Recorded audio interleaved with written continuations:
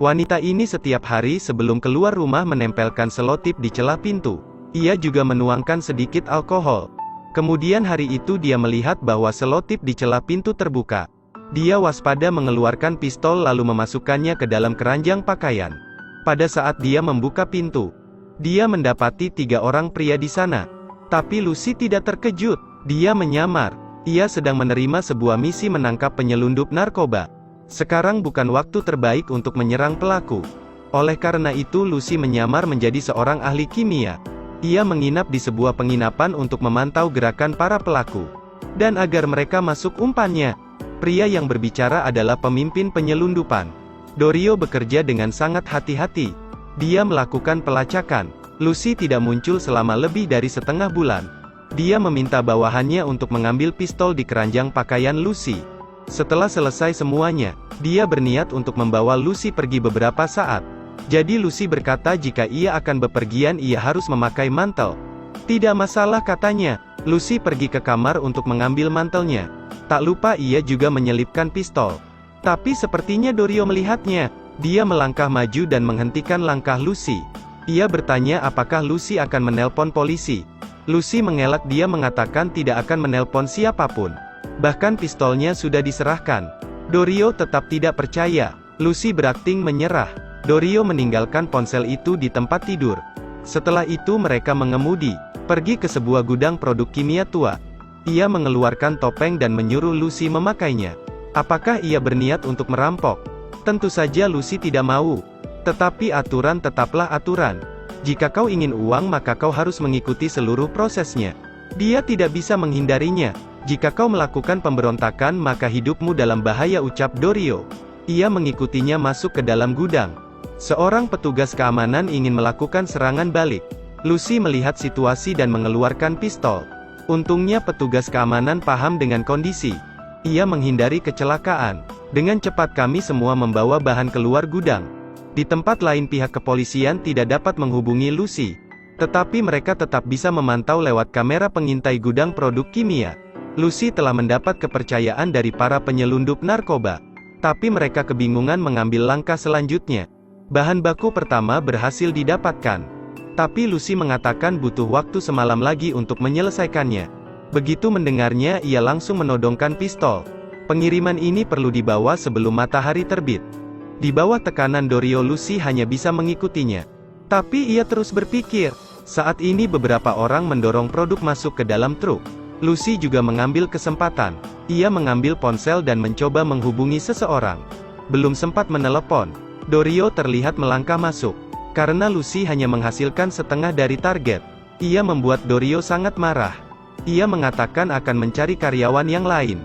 Lucy meminta maaf karena kelelahan tapi ia masih sanggup melanjutkan. Kali ini ia jamin akan cepat. Pada saat mereka berbincang terdengar suara tembakan dari luar. Seorang pria jatuh di gudang. Melihat itu ia tahu kesempatannya sudah datang. Ia cepat mengeluarkan ponselnya, membidik wajahnya dan bersembunyi di belakang. Ia menelpon rekan polisinya. Ia sedang dalam perjalanan untuk bergegas. Pada saat ini seorang pria juga tertembak dan jatuh. Sekelompok orang baru muncul. Mereka datang ke sini untuk sebuah bisnis. Lucy dengan gugup memperkenalkan dirinya sebagai seorang ahli kimia. Sebaliknya mereka mengarah ke tempat lain. Dorio ditangkap. Mereka meminta semua barang yang siap diperdagangkan. Tapi ia tak memberikannya. Ia berbohong mengatakan semua barang telah diambil Lucy. Ia menyuruh bawahannya menyiksa Dorio. Tapi dia tak basa-basi. Dia meminta bawahannya untuk langsung menodongkan pistol ke arahnya. Tepat saat itu Lucy punya kesempatan untuk mengambil pistol dan balik mengancam. Kau salah orang. Kau berhadapan dengan polisi dan kau ditangkap, kata Lucy. Saat itu polisi dengan cepat mengambil alih tempat kejadian. Segera ia dibawa penjara. Namun di tengah jalan terjadi serangan tak terduga. Di hari pernikahannya ia juga dibawa pergi oleh orang misterius itu. Seorang pria hari itu memperkenalkan diri. Ia menunjukkan 2 rekrutan baru. Belum selesai berbicara tiba-tiba kaca di kantor pecah. Sang mayor sangat marah kepada pria gendut itu. Ia diminta datang ke kantor sang mayor sekarang juga. Pria itu memohon dan memelas agar jabatannya tidak dicabut. Ia memecahkan rekor hari pertama bekerja hari itu juga dipecat. Kemudian anggota baru berlatih bersama instruktur handal. Ia telah ditugaskan ke departemen kepolisian paling serius. Dia mendidiknya. Ia bilang pemula harus tahu seperangkat metode, bukan hanya proposal. Terkadang ia harus membiarkannya membuat kesalahan agar tidak jatuh ke lubang yang sama. Setelah memeriksa mobil polisi, ia memberikan senjata untuk diperiksa. 850. Peluru besar itu panjangnya 3 inci.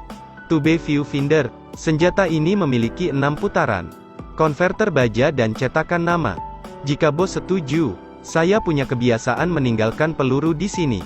Setengah detik sangat berharga. Setelah serangkaian manipulasi, dia terlihat seperti mengingat situasinya. Tidak mungkin ia tidak bertanya. Akhirnya ia tahu anggota baru itu baru keluar dari wajib militer. Tim yang dia layani juga sangat terkenal. Hal itu bukan masalah baginya. Jadi ia memutuskan untuk membangun seperangkat latihan untuknya. Sangat cepat ia menerima kasus pertamanya setelah mulai berpatroli, yaitu perampokan toko permata. Gerbang pintu toko telah dikunci. Mereka melaju ke sebuah gang kecil. Mereka berhenti dan mengambil senjata di bagasi. Ia tak lupa bertanya padanya, dalam kasus seperti itu apa yang harus ia lakukan? Tetaplah berusaha untuk mengetahui masalahnya.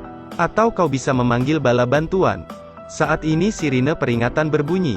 Dua pelaku keluar melarikan diri. Ini diikuti oleh pertarungan 2 lawan 2. Mereka berjuang untuk waktu yang lama, tetapi tidak menangkap siapapun.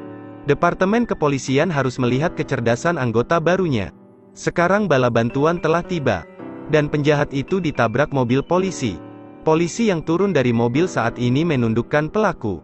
Begitupun dengan anggota baru. Ia menanyakan apakah dia punya anak buah. Namun lagi-lagi dikatakan tersangka telah ditangkap. Yang perlu dilakukan sekarang adalah membawanya ke kantor polisi untuk diadili. Saat itu keadaannya darurat. Lucy berdiri di dekatnya dan ekspresinya tidak percaya. Ia tiba-tiba mengingat kembali ke masa lalunya ketika dia masih pemula. Perlakuan ini sangat berbeda. Ini masih belum apa-apa. Ia ditraktir minum kopi. Mobil polisi dikemudikan oleh pengemudi utama. Itu semua begitu besar baginya. Ternyata dari pengamatannya dia masih melihat tempat ini sebagai medan perang. Hubungi saja ia jika perlu bantuan. Itu semua yang menjadi objek kewaspadaannya. Entah itu orang biasa yang butuh bantuan, atau orang berbahaya sekalipun, pekerjaan hari itu berakhir. Namun orang yang menulis laporan itu bertemu Lucy yang terkejut. Bukankah ini tugasnya? Lucy mengadu mengapa pada hari pertama ia mendapat pekerjaan. Ia mengusirnya, mengambil pistolnya dan memanggilnya pemula selama setahun. Sedangkan anggota baru mendapat perlakuan khusus. Ia mengarang alasan utamanya, dia khawatir akan mengungkap lokasinya. Ini membuktikan dia masih tidak bisa keluar dari perang. Ia menambahkan satu kalimat lagi dan membuat Lucy senang. Suatu hari Lucy akan menjadi sepertinya. Di sisi lain Katie juga menyadari masalahnya. Dia mengajukan pengunduran dirinya dan berpamitan dengan sang mayor. Katie merasa bahwa ia hanya harus melepas seragam ini dan dengan mudah berbaur dengan kehidupannya. Setiap orang punya pemahaman yang berbeda tentang kehidupan. Apakah memilih sibuk bekerja atau menganggur? Yang terpenting kita perlu menggunakan hati untuk merasakan dan menemukan kesenangan hidup. Kemudian berdamai dengannya. Cerita pun berakhir. Terus ikuti Edelweiss Review untuk mendapatkan update cuplikan film berikutnya.